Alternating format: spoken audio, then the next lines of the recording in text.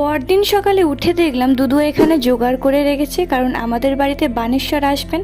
এখানকার নিয়ম হলো বানেশ্বর প্রত্যেকটা বাড়িতে গিয়ে সবার পুজো গ্রহণ করেন।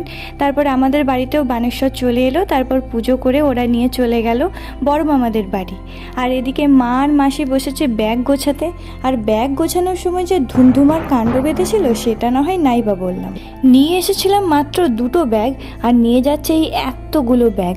মাসি ভাবছে আমি সবার ছবি তুলছি, তাই একটুখানি পোজ দেওয়ার চেষ্টা করছিল।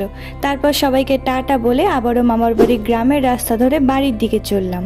পথে সবুজ ধান খাত দিকে যে একটু ভিডিও করব তারও উপায় নেই, সঙ্গে আমার একটা উচ্চিংড়ে আছে, মানে আমার বোন, কি যে বলবো।